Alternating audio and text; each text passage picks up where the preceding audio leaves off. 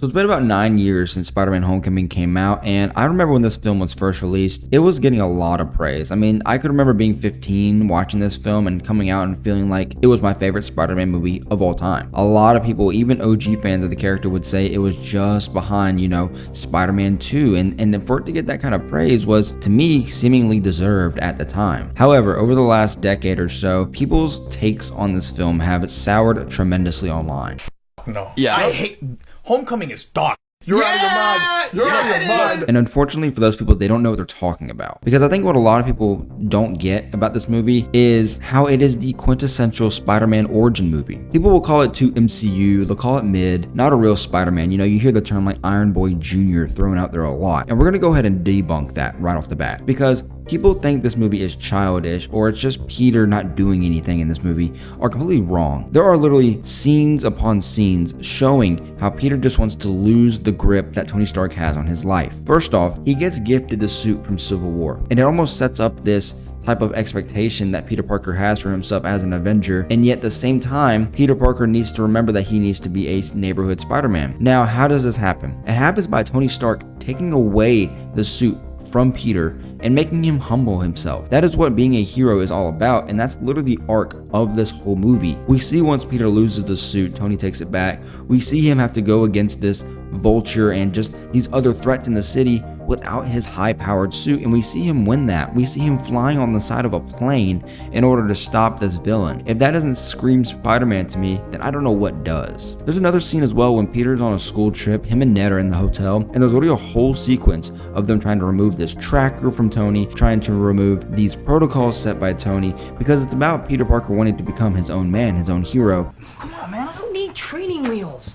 Sick of him treating me like a kid all the time. It's not cool. But you are a kid. Yeah, a kid who can stop a bus with his bare hands. And for some reason, people just see that and think, oh, well, that's just him trying to become Iron Man Jr. And I don't understand how people see that at all. He's always asking for more responsibility. He even goes rogue, and he gets in over his head. But yet he still chooses that route. It's not like anything was made for him. He chose to be his own man, his own hero, but yet for some reason people are still caught on the fact that he was mentored by Tony Stark. The whole point of this movie is that the suit leads to a false identity.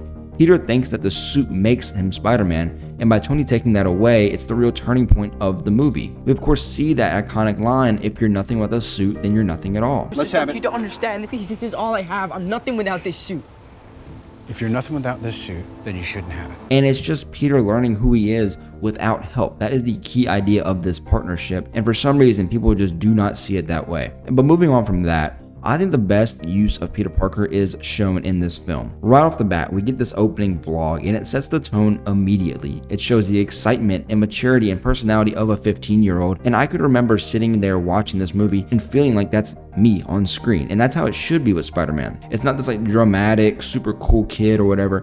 He's just a nerd getting to go fight alongside his favorite heroes, and that to me is like literally Peter Parker to a T. Because before he's Spider-Man, he's just a kid in this movie. It's just a kid. Especially in Civil War, where he was only like 14 years old. In this movie, he actually feels 15. He's awkward, he's talkative, he's impulsive, he's not cool, he's not polished, I think the other iterations of the character, like Andrew and Raimi's Peter, they just feel older. They feel more put together than a high schooler should be. And for me, as a high schooler, when this film came out, I could tell you firsthand, Peter Parker seems like one of my friends you could find at my high school. And that's just the best part about this movie, that the high school dynamic works so well. The whole relationship he has with Ned, say what you will about Ned, but to me the relationship feels natural. The high school world feels real. There's little small moments like parties and just the awkwardness of prom and crushes, and I love that because to me this is the only version of Peter where his normal life feels complete. We get the interactions with Aunt May, we get to see all of these, and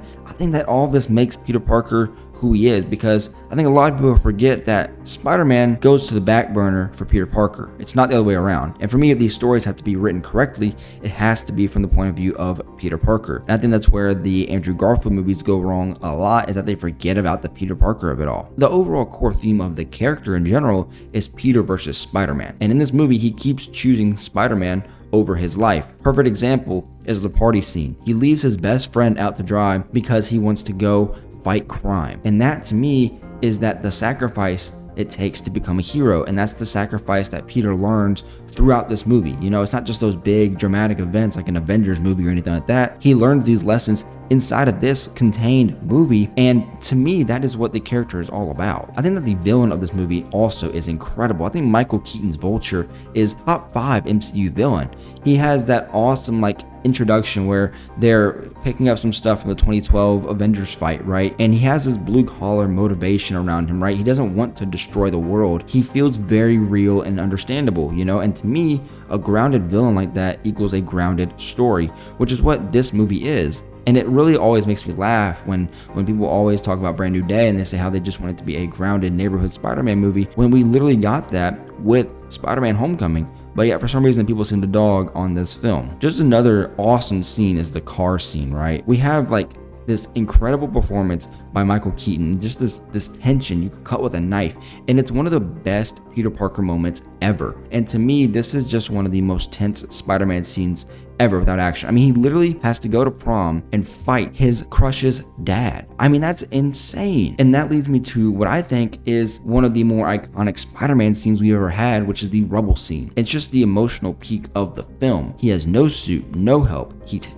fearful, he's panicking, he's vulnerable, he's a 15-year-old, and yet underneath all that pressure, he gets up anyways, and that's what makes him Spider-Man. He loses the ability to go to prom with the girl of his dreams, and instead of being able to do that, he has to go fight her dad. For me, that's awesome because Spider-Man's character is about Peter Parker paying the cost, right? We all know that. And in this movie, it happens so many times that I don't understand how people have seemingly soured on this film. He finally gets a normal life moment with the prom and he has to leave it behind, right? And he loses Liz by the end of the movie, and he loses that experience, more importantly, of just being a teenager. Being Spider-Man costs him his life as a kid. But look, outside of that, I think just the tone and energy of this movie is one of my favorites. It has an incredible soundtrack. I love the needle drops in this movie. John Watts knocks it out of the park with just the bright and fast, youthful movie this is, but it does stay emotional when it's needed. It's one of the funniest MCU movies, but it also knows when to slow down on those darker points. It does really hone in on the fact that he needs to be a friendly neighborhood Spider-Man. There are smaller stakes. There are just him helping people, not saving the world. He feels very local and grounded, and that's why I've never understood the complaint about this character. But those are just my thoughts, guys. Let me know in the comments below, what did you think about Spider-Man Homecoming now, coming up on almost 10 years since the release of this film, which is just kind of crazy to say. But let me know all that and more, and I'll see you guys in the next one. Peace.